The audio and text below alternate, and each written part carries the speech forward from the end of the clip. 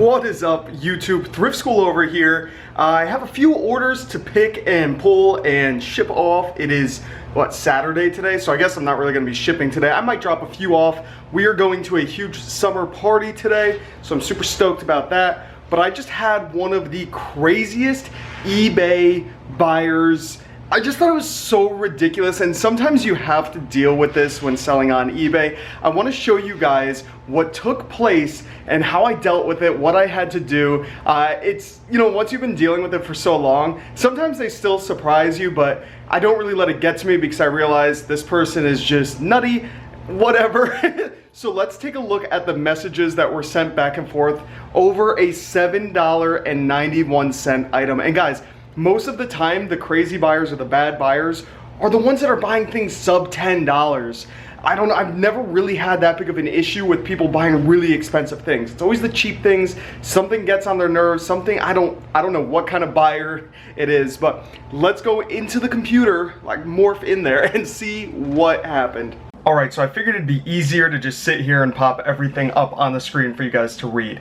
So I'm going to be reading off the computer and you guys will see everything right here. So I get a message one day asking me, it's 3:52 p.m. on a Monday. I would like to buy this movie today, but I need to know two things. One, is it region 1? Will it play in the United States? And two, is it widescreen because I do not like widescreen? I said, yes, it is region 1, but it is widescreen. I end up getting a message back, and I thought this was the end of it. All she said was, that's what I was afraid of. Thank you so much for your time and getting back to me. Have a wonderful day. God bless. Cool. I thought that was the end of it. Well, I ended up selling this DVD. I didn't even realize who it was until I got the message. And this is a long one, guys.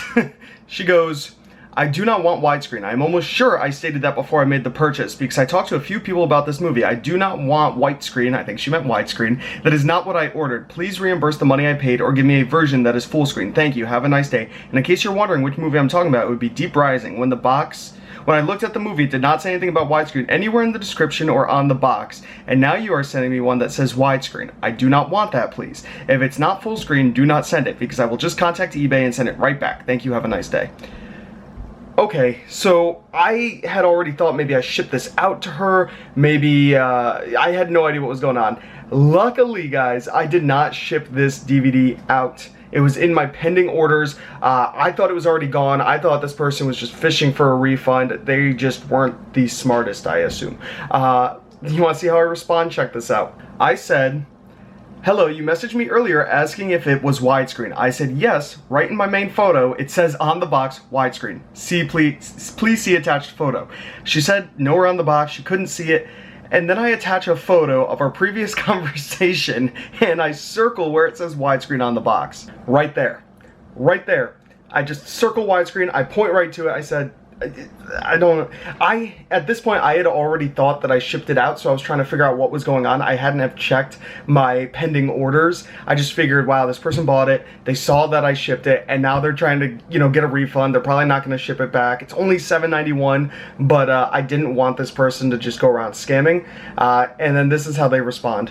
The original pictures that was on the order did not say widescreen. I know I asked you, and of course the attached photos says widescreen, but not the original one you had posted.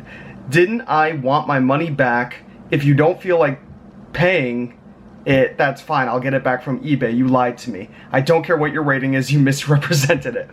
So I was trying to piece this together. It made no sense to me. I couldn't change the photo since it was already a sold listing. That was the only photo, plus I showed the back of the box and it opened, so I don't know. I couldn't have changed the photo at all.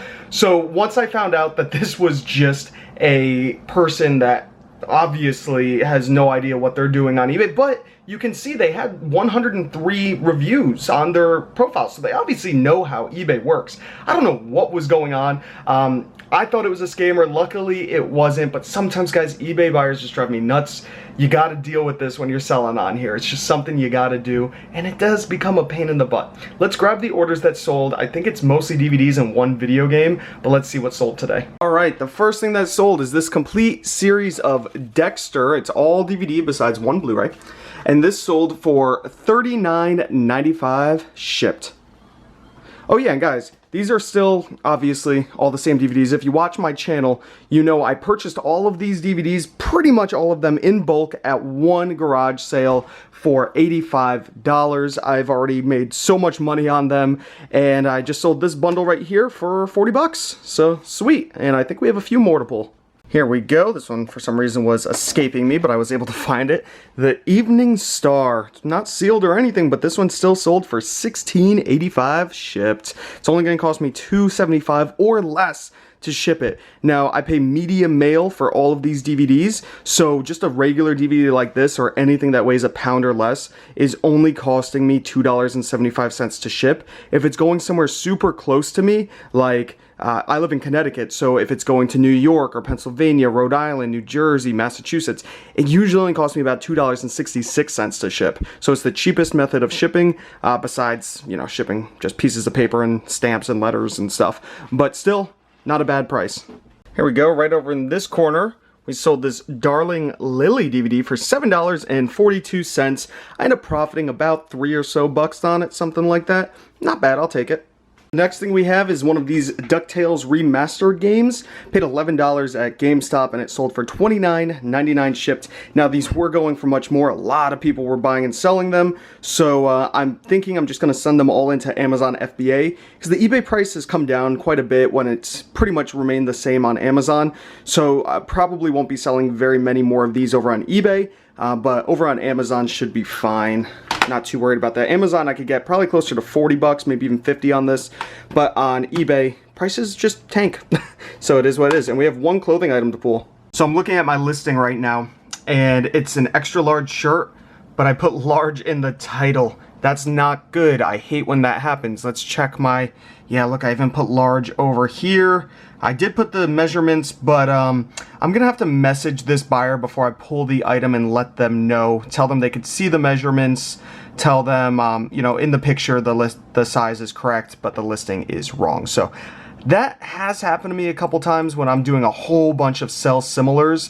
I was probably listing a large Tommy Bahama beforehand and just spaced on the title. This has been listed for a long time, so I do want to see it sell. We'll see what happens. So yeah, guys, I actually don't sell a lot of clothes anymore over on Amazon, over on eBay, sorry. And that's because I wasn't really enjoying it. I was just, you know, making a lot of mistakes. I was doing it for a couple of years, and if you're doing something that you don't like doing, it starts to become really tedious, monotonous, and that's not why I got into selling online and selling for myself, working for myself. I got into it to give myself freedom because I enjoyed what I was doing. Now, of course, you're not going to enjoy every single aspect of it. You can't expect that. There's going to be a lot of hard work involved, but after I was doing it for a couple of years, I started to realize, yeah, I was making mistakes. I wasn't really paying attention to what I was doing, so I was just trying to bang out as many listings as I can, and mistakes like this happened. So I started to wean myself off of clothing because I wasn't enjoying it. It was very long tail. I was stuck staring at these bins filled with clothing for so long. I'm sure you guys have items that are long tail that you sell, and you could be sitting there waiting for them to sell for so long. It just gets kind of annoying. These DVDs have been flying off the shelves. They're quick and easy for me to list. They don't take up a lot of space. Now, they are taking up a lot of space on that shelf over there at the moment. That's because I had to list, you know, almost 200 or so of them in the course of a week. But I was able to do that very easily because it didn't take me much time at all. And that's what I like about selling a lot of hard goods. Now, of course, electronics and stuff you have to test, but I don't really mind doing that. And then there's also branching out. Now, I don't only sell on eBay. I actually sell a lot on Amazon. I sell more on Amazon than I do on eBay. I know I haven't really shown off a lot of Amazon recently on this channel, but I will be getting back into Amazon videos shortly, as well as thrifting videos, because I love making those videos. I love going into these thrift stores and just digging around and bringing you guys with me. And, you know, I get a lot of comments from people saying, oh, you missed this, and it just helps broaden my, you know, everything that I know about reselling. It helps me think of more things to look for when I'm in these stores, and I love it. But, you know, I made a mistake with this piece of clothing, and I hate it. I hate when that happens, because then, you know what? I'm going to be out 20 bucks if this person doesn't want it, and I'm going to have to refund them, of course. I can't just say, oh, you know what? Yeah, you have to buy it. No refunds. You can't do that. So I'm probably going to be out the 20 bucks. Hopefully they want it. If they do, that is great. I will be super happy. But if they don't, hey, it's not the end of the world. Bye-bye the money. And this thing has been sitting for about a year now. That's another thing, guys. The long tailness kind of bothers me. The shirt has been sitting for about a year. So hopefully it does sell. And that's that, guys. Those are my orders. That was the crazy eBay buyer.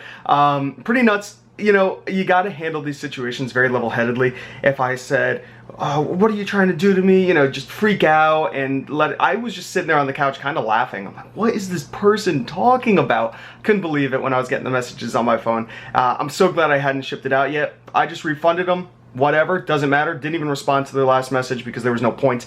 And give them their money. Relisted the item, and it will still sell because I believe I'm the cheapest person selling it, so no problem there. Hopefully you guys enjoyed the video. If you did, give it a thumbs up, comment down below if you have any questions at all, subscribe if you haven't already. This is Thrift School signing out. See ya.